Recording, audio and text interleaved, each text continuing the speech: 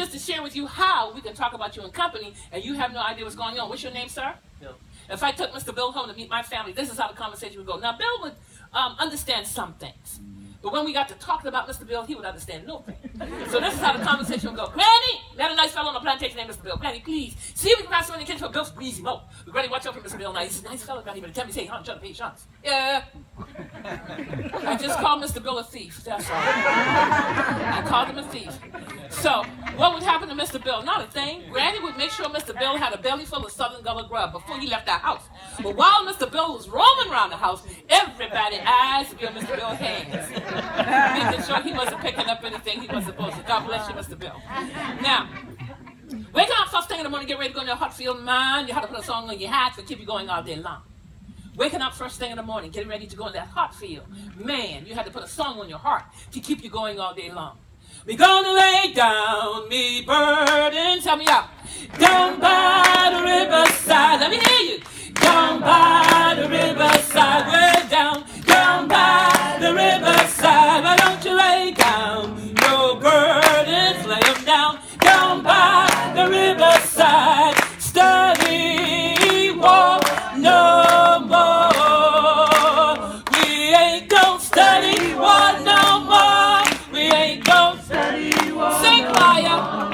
We ain't gonna study, walk no more.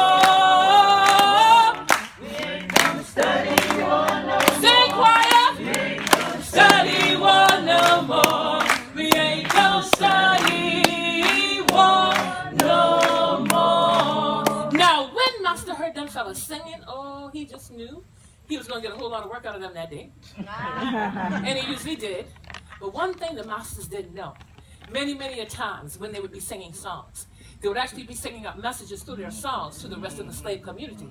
So if you woke up one morning and happened to hear them holding on to this one song all day long, morning, afternoon, evening time, they still holding on to that same tune, oh, you better believe that was a word. Yeah.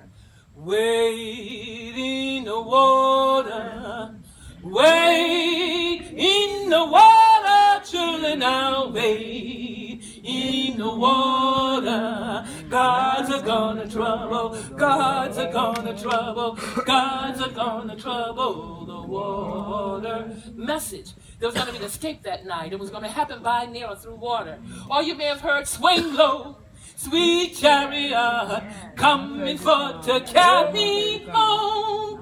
Swing low, sweet chariot, coming for to carry me home. Home where? To freedom.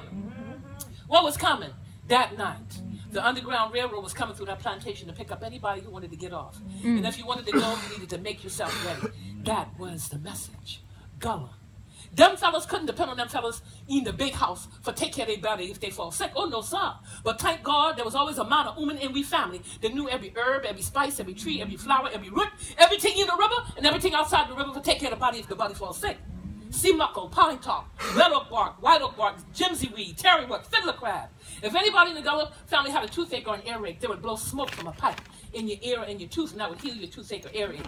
If you stepped on a nail or cut your foot, they would soak that foot in a basin of water and salt. Dry it off, take a copper penny and a piece of butt meat, fat back from the pig or the hog. Put those two items in that wound, and they call it drawing the poison out. Today we call it a tetanus shot. If you had a deep cut or a deep wound anywhere on your body, they would clean that wound out, grab the spider webs from the corner of the cabinet house, pack those spider webs in that wound, and they call it knitting the wound back together. Today we call it stitches. Gullah. If you had the whooping cough, they would go to the creek. You say creek, Gullah says creek. Get the fiddler crab. Boil the fiddler crab down to a little tea. Give you half a cup of that tea to drink, and that would cure you the whooping cough. Gullah, a people, a dialect. A broken bone. They would take the red clay mud, pack the broken bone area with the red clay mud, soak a towel in water and vinegar, you say vinegar, wring that towel out over a hot fire, get that towel as hot as they could get it, wrap that hot towel on that red clay mud, and they called it fusing the bone back together. Today we call it a cast. Gullah, a people.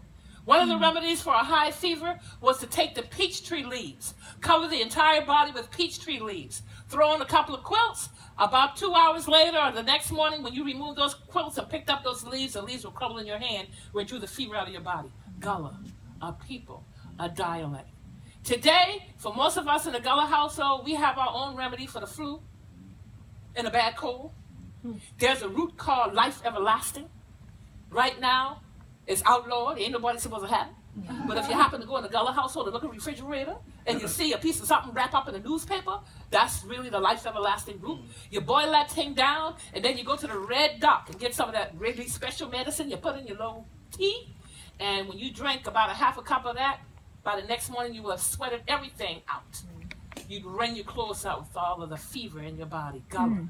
If you happen to be in some of our churches on Sunday morning, and some of our sisters are getting happy and dancing to the spiritual songs, if they come out of their shoes, you will see the moss that falls out of the tree. They still put moss in their shoes to lower high blood pressure. Gullah, a people, a dialect. Coming from West Africa, we brought with us our own form of worship. In Africa today, there's a term used called animism. It makes reference to those tribes that worship nature. They worship a creation, not a creator.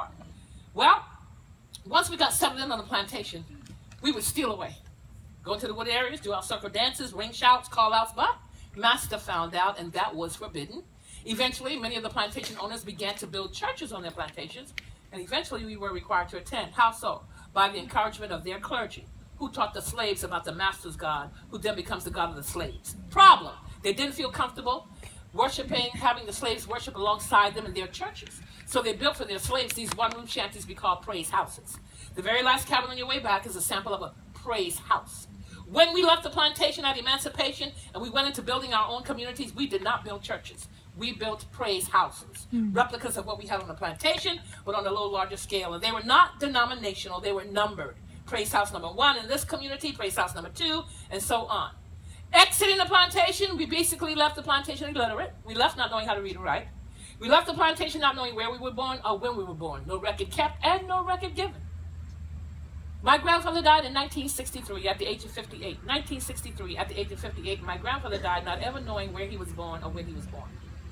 No record kept and no record given. So he had chosen the 4th of July as his birthday because he said that's when everybody was having a good time. Smart man. Smart man, yeah. We left the plantation many a times not knowing where our mothers and fathers were, sisters and brothers, grandmothers, grandfathers, no clue where anybody was. Why? Because of the so many times that we were sold away from each other, traded away from each other, and many, many a times taken away from your mother at birth and given or sold away, not ever getting to meet that birth mother, birth father, birth family. That was the plight of many of our ancestors at emancipation. Can you imagine as a 12-year-old girl holding your 3-year-old brother and your 6-year-old sister standing at your side and watching your parents be sold on the auction block? Gullah. Or being dressed up because you're being given as a present to the master's daughter or son on their birthday. That was the plight of many of our ancestors. So when emancipation came and we began to learn how to read and write, the Bible becomes a center part of the Gullah Geechee household. Today, most of our Gullah households, you will find the Bible in the front room. What's the front room? What you call your living room? We Gullahs call the front room. But actually for us, the front room was wherever that front door opened to in your house was your front room. And that front room could have been the only room, which included the bedrooms and the kitchen and the living room. Basically, raising 16 children in a one-room shanty that included all of those. Gullah, a people, a dialect, West Africa, birthed out on the plantation. Today we have a Gullah Bible. It's called D-E-N-Y-E-W. You can pick up a copy right here at the Butterfly Cafe and out here at the market on 17. Don't forget to check out the Butterfly Pavilion behind our Butterfly Cafe. This Gullah Bible is called D-E-N-Y-E-W. The New Testament comes in a burgundy and black cover. This Bible was transposed in Gullah during the early 70s through Wycliffe Publishers and a few specialists in the Gullah dialect. So in closing today, I'd like to share with you the Our Father prayer as written in Gullah. Also, if you decide to get to downtown Charleston in the open air market, we have a Gullah Geechee family, the Taylor family, that carries a lot of the Gullah Geechee paraphernalia. Boone plantation has been shut down for the filming of three movies, North and South, Queen, Alex Haley's sequel to Roots, and The Notebook. If you view any of those 3 movies, you see this plantation in living color. Here it goes. We Father, what day in heaven, let everybody on your name. We pray soon you rule over the whole world.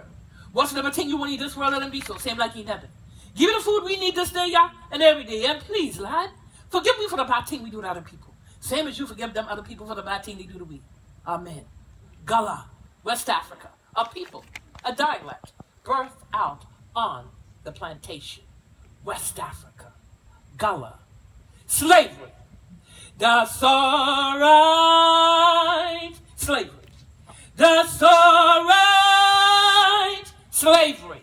That's all right. That's all right. Long's my soul gotta sit up in the kingdom. That's all right.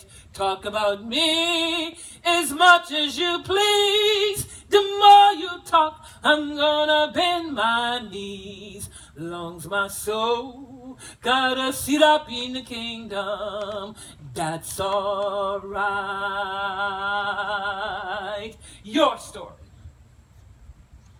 My story. Our story. Your story. My story. Our story. Your story. My story. Our story. Your story. My story. Our story.